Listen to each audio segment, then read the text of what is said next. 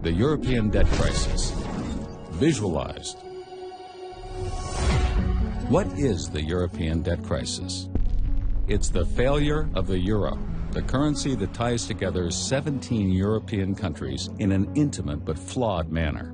Over the past 3 years, Greece, Portugal, Ireland, Italy, and Spain have all teetered on the brink of financial collapse, threatening to bring down the entire continent and the rest of the world.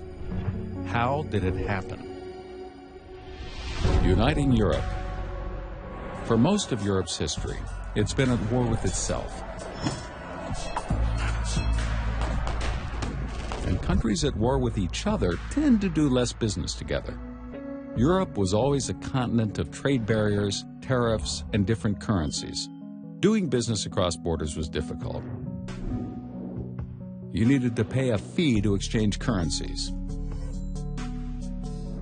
And you needed to pay a tariff fee to buy and sell to companies in other countries. That tended to stifle economic growth. Then came World War II, which devastated Europe. Because the situation was so dire, the fastest way to rebuild Europe was to begin to remove these barriers. Steel and coal tariffs came down, so that a steel mill in one country could sell to a builder in another.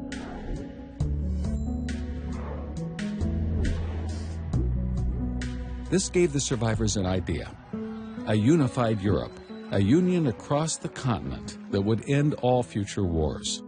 Countries began to band together toward this goal, bringing down trade barriers, lowering the cost of doing business. One of the last barriers to fall was the Berlin Wall. With a united Germany, Europe was ready.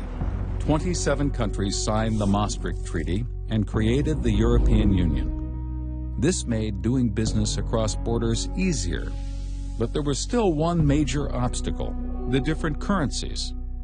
A decade later, they had won. The euro launched on January 1st, 1999. Countries adopting the euro, called the euro area, discontinued their own currencies. They also discontinued their own monetary policies, giving control to the newly formed European Central Bank, commonly referred to as the ECB. The euro area now had one unified monetary policy, but it still had many different fiscal policies. A key reason for the current debt crisis. Monetary policy versus fiscal policy. You see, it's important to understand the difference between monetary policy and fiscal policy. Monetary policy controls the money supply, literally how much money there is in the economy and what the interest rates are for borrowing money. Fiscal policy controls how much money a government collects in taxes and how much it spends. The government can only spend as much as it collects in taxes. Anything above that amount, it has to borrow. This is called deficit spending. Before the euro, countries like Greece not only had to pay high interest rates to borrow, but they could only borrow so much. Lenders weren't comfortable lending them too much money. But now that they were part of the euro area's new united monetary policy, the amount they could borrow skyrocketed. Smaller countries suddenly had access to credit like never before. Greece and other countries, which previously could only borrow at rates around 18%, could now borrow for the same low rate as Germany.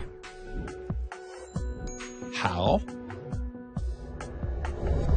Germany's credit card. You see, joining the euro area is a lot like sharing a credit card. Germany's credit card.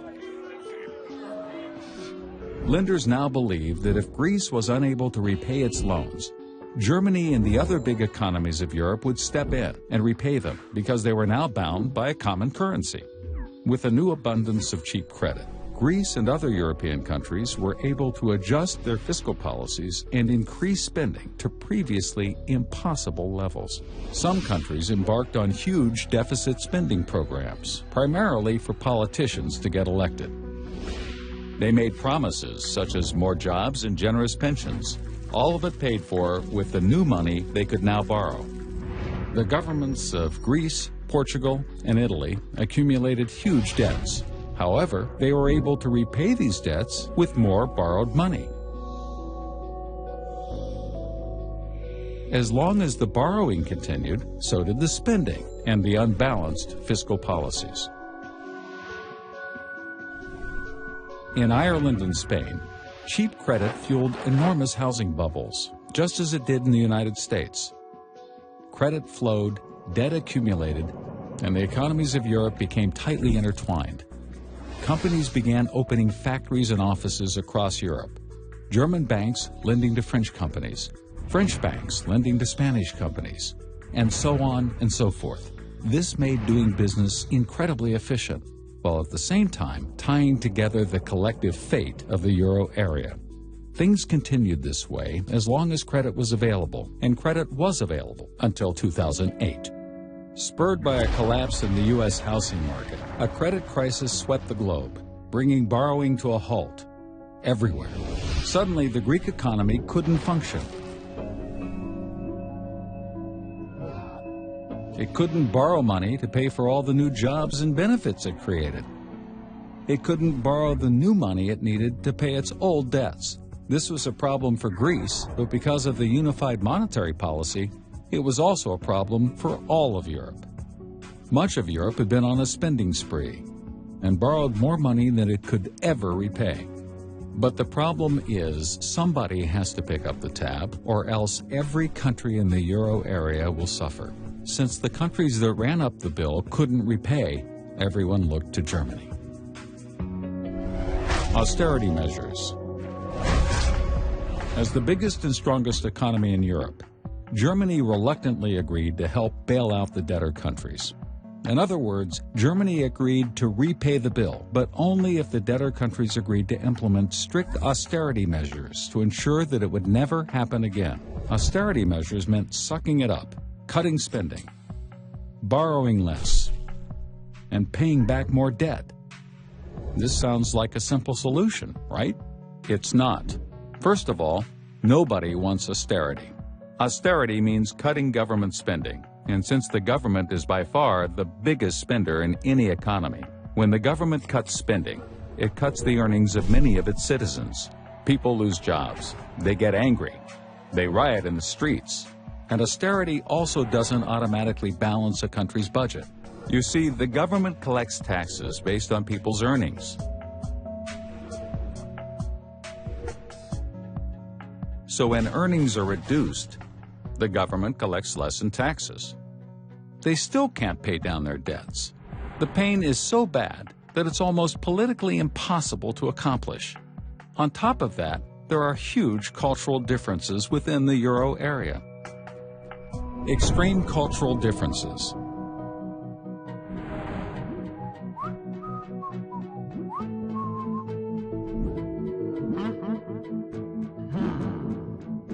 Germany is very financially responsible. Ever since the terrible hyperinflation the country experienced after World War I, it's been extremely inflation-averse and incredibly careful about spending and borrowing.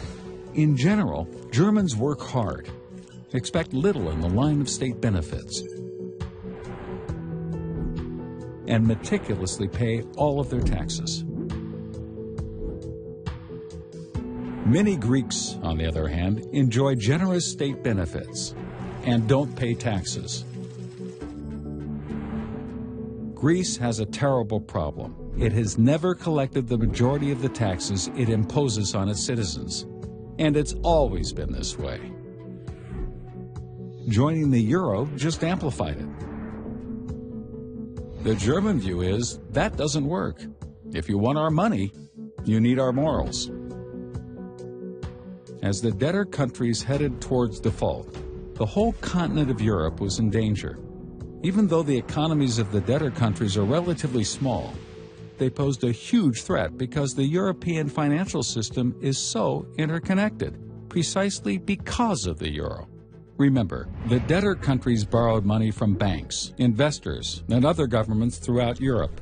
As the debtor countries get closer to default, everyone who lent them money becomes weaker, and everyone who lent those lenders money also becomes weaker, and so on and so forth.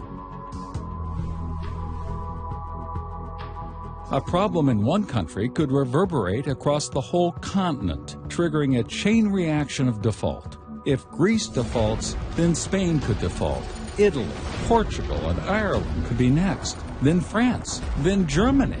Pretty soon, it could spread not just across Europe, but across the world. Fiscal union or breakup. The problem is, even if the debtor nations adopt austerity measures, and even if the bailout from Germany and the stronger countries helps them pay down their debts and avoid the immediate crisis,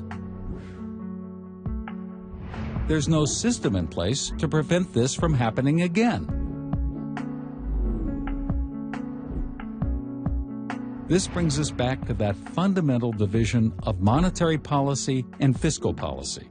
Ultimately, the euro area requires a fiscal union to match its monetary union, or neither. That is, there must be a political organization with authority to set fiscal policy within every euro area country. It must have the power to cut spending, raise taxes, and set laws. A fiscal union like this could actually prevent excessive borrowing and spending.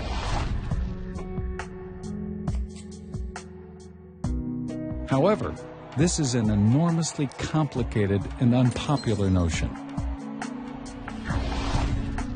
It means surrendering sovereignty to a higher power. In essence, a United States of Europe. Yet, without a centralized fiscal union, countries will continue to run deficits, accumulate debt, degrade the value of the euro, and threaten the stability of Europe. Can Europe take the necessary steps and create a fiscal union alongside the monetary union? Or will the monetary union break up and the euro disappear?